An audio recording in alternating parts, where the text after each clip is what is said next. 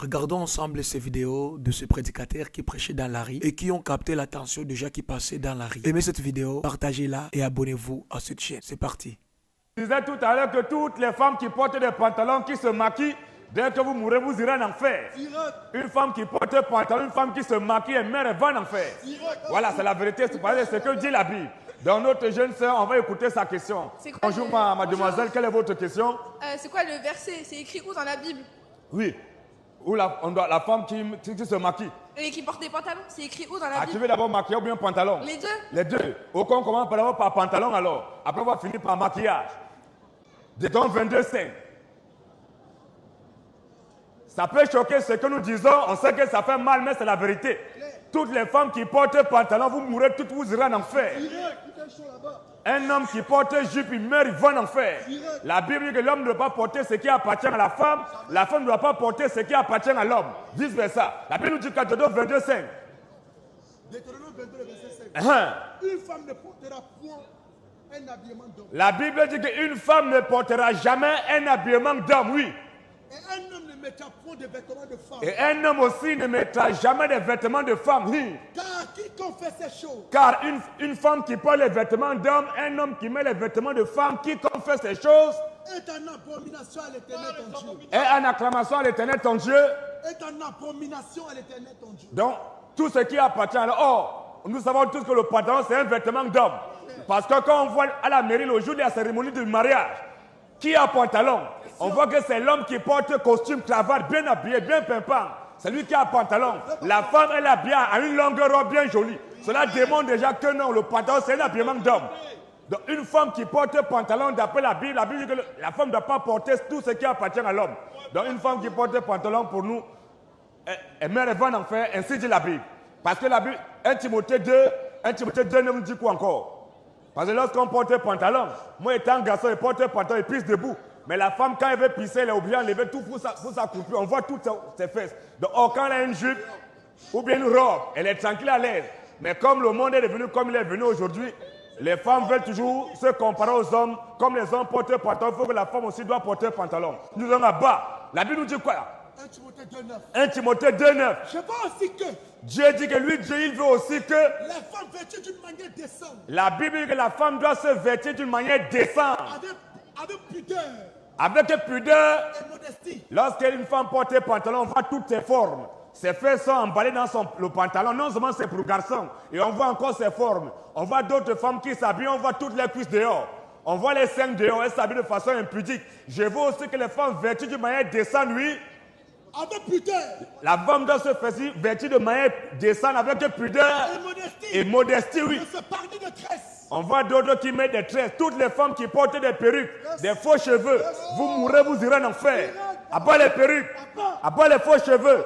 Et celles qui sont championnes à porter les faux cheveux, les cheveux de trouille, c'est les femmes africaines. C'est les femmes noires qui passent leur temps à porter les cheveux de trouille. Parce que quand on est quand même là, on voit les femmes blanches. Les femmes blanches, elles ont quand même les cheveux. Les femmes arabes, les femmes indiennes, les pakistanaises, elles ont les cheveux. Il n'y a que les femmes noires qui n'ont pas les cheveux. Lorsque tu vois les femmes noires, elles n'ont pas les cheveux, la majorité. Elles ont tous les cheveux de trouille. Donc, c'est ce que la Bible dit. Le pantalon, c'est pour ça que nous puisons ça dessus. C'est la Bible qui le dit. Voilà. Donc, on va te donner le verset après, on va continuer. Donc, ici, là, nous permettons des questions et des débats. Ici, il n'y a pas de violence, on n'est pas obligé d'être d'accord, mais nous pouvons échanger pacifiquement sans qu'on apporte la bagarre. Tu n'es pas d'accord avec nos propos, c'est ton droit le plus absolu. On ne peut pas t'obliger d'être d'accord avec nous, mais on peut échanger. Nous sommes là pour que nous puissions échanger. On ne peut pas t'obliger à croire ce que nous croyons. Mais nous qui croyons à la Bible, toi qui crois à la Bible, tu dois te soumettre et dire amen à ce que dit la Bible. C'est ce qu'il dit la Bible. 2 Rois 9, le verset 30, concernant les maquillages. Toutes les femmes qui se maquillent, vous êtes maudites. Une femme qui se maquille, c'est une maudite.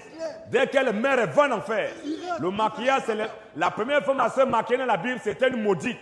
Son nom, c'est Jézabel. Donc, quand tu vois une femme qui se maquille, c'est une maudite. Dès qu'elle meurt, elle retourne en enfer. 2 Rois nous dit quoi, frère? 2 Rois 9 à partir du verset 30.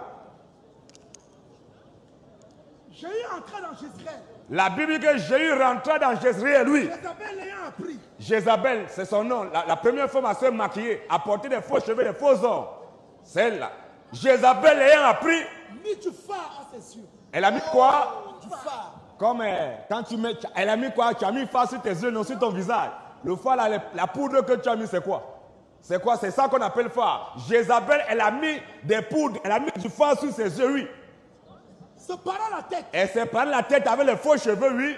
Et regardant par la fenêtre. Jézabel regardait par la fenêtre. Comme Jéhu franchissait la porte. Comme le prophète de Dieu franchissait la porte, elle dit, est-ce la paix, nouveau Zimri? Est-ce la paix, nouveau Zimri? Assassin de son maître. Il lèva le visage. Oui. Et dit quoi? Qui est pour moi? Qui est pour moi? Qui? Et deux ou trois eunuques le regardaient. Et deux ou trois te regardaient, oui. En s'approchant de la fenêtre. En s'approchant de la fenêtre, il dit. Jetez-la en bas. Il dit, jetez-la en bas. Il la jetait. Il la jetait. Et il rejaillit de son sang sur la muraille. Et il rejaillit de son sang sur la muraille, oui. Et sur les chevaux. Et sur les chevaux, oui. Jéhu la foula aux pieds. Puis il entra. Puis Jéhu entra. Mangea et bu, oui. Et Jéhu dit. Allez voir cette maudite. Allez voir celle qui. Cette maudite. Allez voir cette bénite. Cette maudite. Cette fille de Dieu. Cette maudite. Mettre les phares, toutes les femmes qui mettent des phares là, les maquillages, c'est des maudites. Et je dis, allez voir cette maudite. Et enterrez-la. Et enterrez-la. Car elle est fille du roi. Donc toutes les femmes, la première femme à se maquiller, à porter les faux cheveux, les longues ongles, on dirait des avatars. Dieu t'a créé, tu es belle comme il t'a créé, toi tu préfères rajouter les choses. Tu dois te maquiller, tu dois mettre les faux ongles, les faux cheveux, les faux fonds de teint pour corriger Dieu. Donc pour nous, toutes les femmes qui font ça, mères, elles vont en faire. C'est des maudites. C'est pour ça que nous sommes là pour interpeller toutes celles qui sont filles de Dieu à vous accepter naturellement comme Dieu vous a créé. Parce qu'en te maquillant, tu es en train d'accuser Dieu. Donc Dieu a mal fait te créer comme tu es. Oh, tu es belle comme tu es naturellement. Dieu est dans la nature. Dieu n'est pas dans ce qui est artificiel, il est dans la nature. La Bible dit la nature, quand on parle de nature, c'est ce qui est naturel. Dieu ne t'a pas créé avec maquillage. Il ne t'a pas créé avec les faux ongles, tu mets les faux ongles. Non, ce n'est pas bon. Donc pour nous, toutes les filles, toutes les femmes qui le font, elles sont tout simplement des possédés, des maudits. Donc maintenant, c'est pour ça qu'on prête ça, pour que toutes celles qui croient en Jésus, en Dieu, elles doivent arrêter ça. Genèse 1:31. Oui. Dieu vit tout ce qu'il avait fait. Dieu vu que tout ce qu'il avait fait. Et voici. Cela était très bon. Donc comme Dieu t'a créé naturellement, comme il t'a créé, cela est très bon. Donc tu dois t'accepter. Maintenant, si toi Dieu dit que cela est très bon et que toi tu vas te maquiller, tu es en train d'accuser Dieu. Donc ce que Dieu a fait, ce n'est plus bon. Maintenant, toi tu corriges Dieu. Ce n'est pas bon. Ce n'est pas parce que toutes les femmes se maquillent et portent des pantalons et portent des boucles de des faux cheveux que toi qui es fille de Dieu, tu dois aussi le faire. Non. La Bible dit qu'à Romains 12:2, ce n'est pas ça. Romains 12, oui. Le verset 2. Ne vous conformez pas au siècle présent. Dieu nous dit, vous mes enfants, ne vous conformez pas au siècle présent. Mais soyez transformés. Mais nous les enfants de Dieu, nous devions être transformés. Par le renouvellement de l'intelligence. Par le renouvellement de l'intelligence. Afin que vous discerniez quelle est la volonté de Dieu. Est-ce que la volonté de Dieu, c'est que tu dois mettre maquillage? Est-ce que la volonté de Dieu, qui doit mettre les trucs artificiels? Corriger Dieu. Est-ce que c'est la volonté de Dieu? Non. La volonté de Dieu, ce n'est pas que la femme doit porter les vêtements d'homme. Ainsi de suite. Donc, enfin, vous disiez, quelle est la volonté de Dieu? Oui. Ce qui est bon. Ce qui est bon. Agréable. Ce qui est agréable et parfait. Donc, c'est ce que nous devons faire. Donc, le message là pour s'adresser à tout le monde entier et particulièrement aux fils et aux filles de Dieu.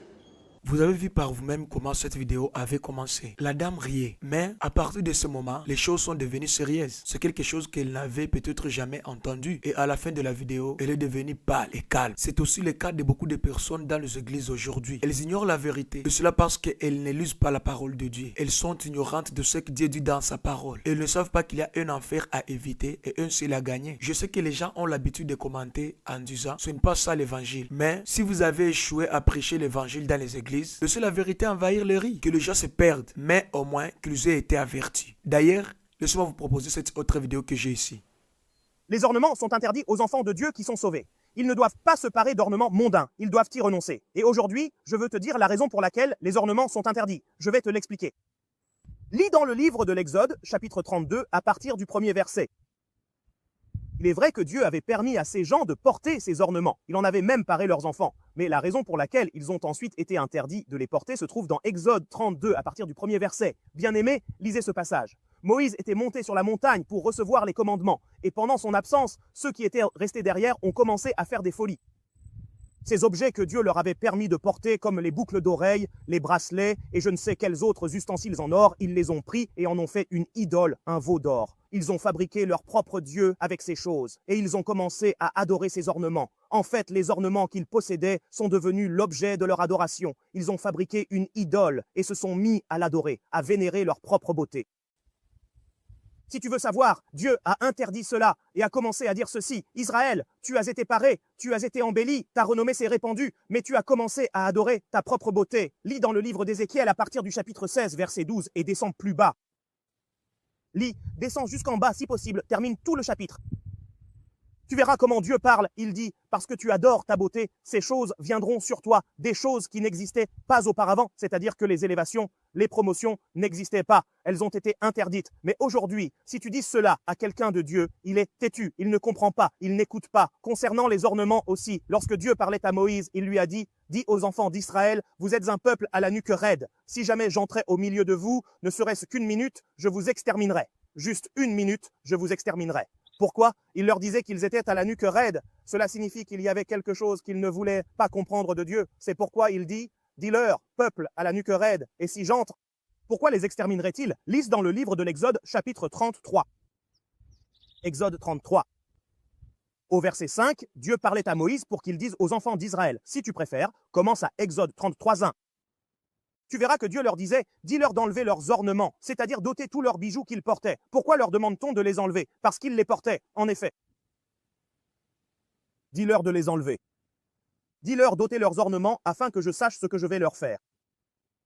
Pourquoi restait-il ainsi? C'est parce qu'ils ne voulaient pas, ils ne voulaient vraiment pas. Donc tu ne peux pas apporter un autre argument. S'il avait voulu, il les aurait laissés aller avec leurs ornements pour rencontrer Dieu. Ou alors, pourquoi a-t-il refusé? Lis Genèse 35. Genèse 35, à partir du premier verset, tu verras que lorsque Jacob allait à la montagne pour ériger un autel à Dieu, il a parlé aux gens qui étaient avec lui, ainsi qu'à son frère. Jacob leur a dit d'ôter les dieux étrangers qu'ils avaient. Maintenant, va voir les dieux étrangers que ces gens ont enlevés. Ils les ont enlevés. Ils les ont enlevés.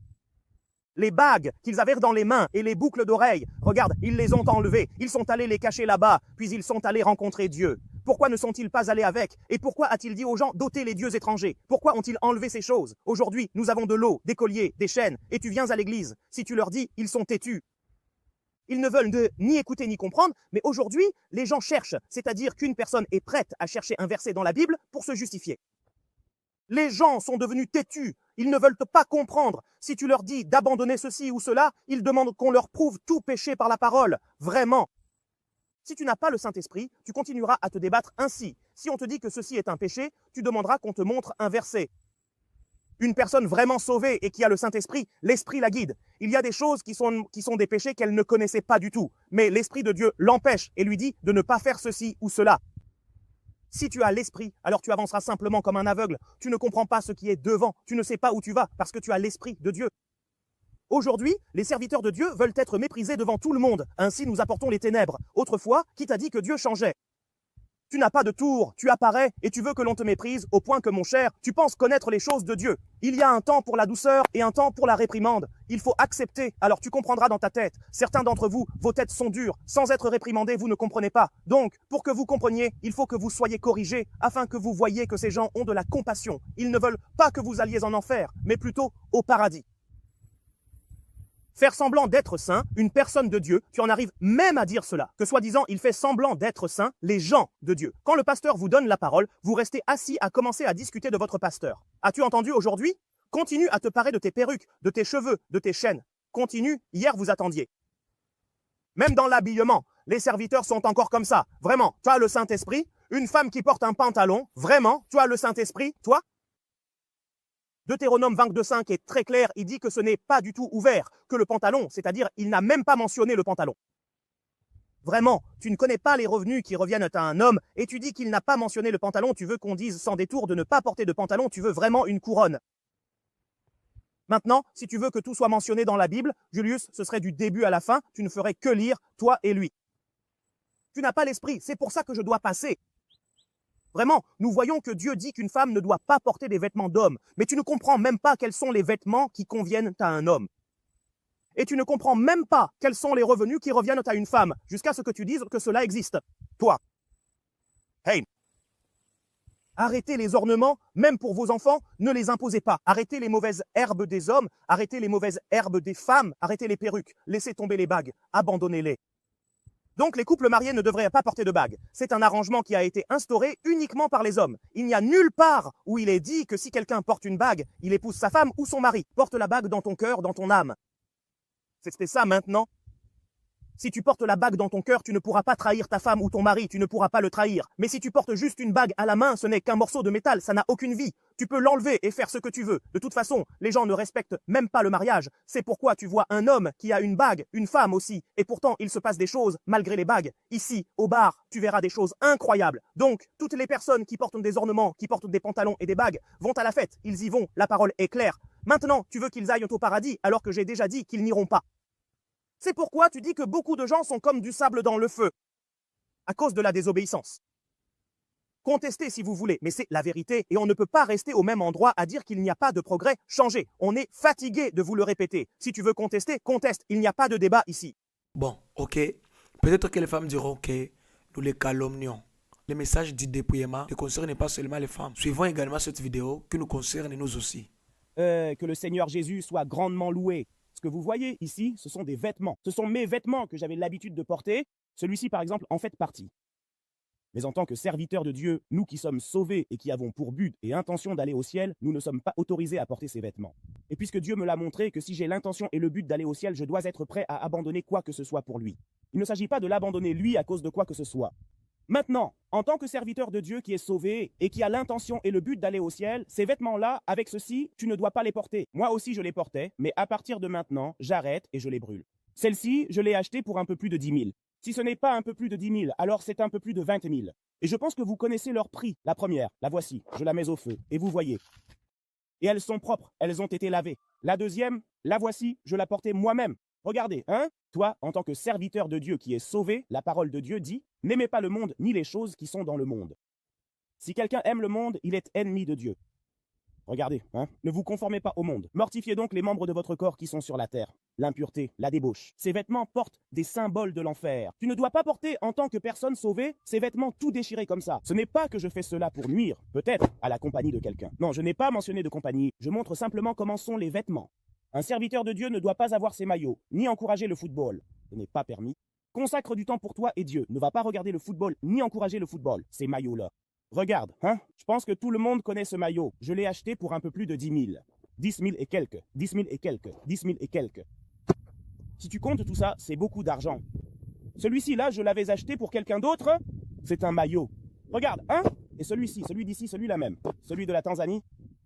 Celui-ci a été acheté pour environ 6 000. Et celui-là a été acheté pour environ 6 000.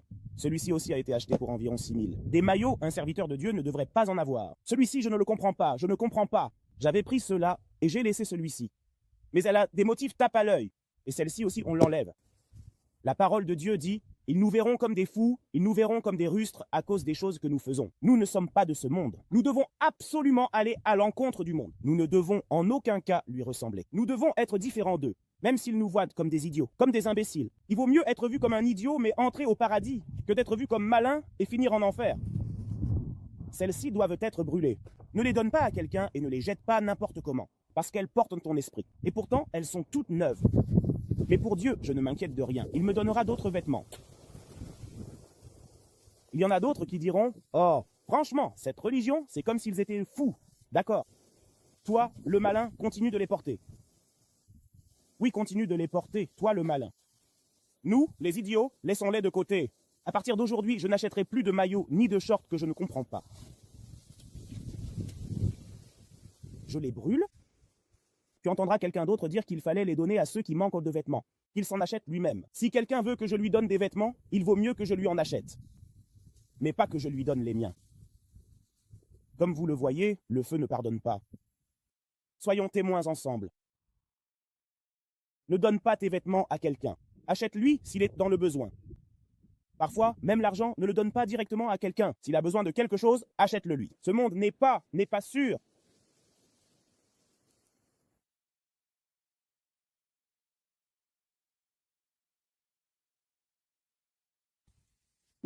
Oui, comme vous le voyez, ça brûle vraiment. Il s'en va. Il y a des gens qui diront, il y a vraiment des gens qui jouent avec l'air, vous. Oui, tout est en train de finir. Tout a déjà brûlé, comme vous pouvez le voir vous-même, de vos propres yeux. Tout a déjà brûlé. Oui, Lorsque nous parlons des vêtements des femmes qui vont au paradis, à savoir qu'elles ne doivent pas porter de mini-jupe, ni de vêtements serrés, ni de vêtements troués qui montrent leur forme. Même nous, les hommes qui vont au paradis, il y a des vêtements que nous ne sommes pas autorisés à porter. Ce n'est pas seulement pour les femmes. Comme je vous l'ai montré, un homme qui a l'intention et le but d'aller au paradis, d'y demeurer pour l'éternité, qui ne veut pas aller en enfer, il y a des vêtements comme ceux-ci qu'il ne convient pas de porter. Je vais ajouter un peu sur ce que l'homme de Dieu a dit ici. Ce n'est pas seulement qu'il ne faut pas donner son vêtement aux autres parce qu'il porterait votre esprit, mais aussi parce qu'on ne peut pas donner aux autres les poisons que l'on ne peut pas consommer. Lorsque vous vous dépouillez de certaines choses, ne donnez pas aux autres ce que Dieu vous demande de jeter. C'est de la sorcellerie. Aimez cette vidéo, partagez-la et abonnez-vous. Que Dieu vous bénisse abondamment. Amen.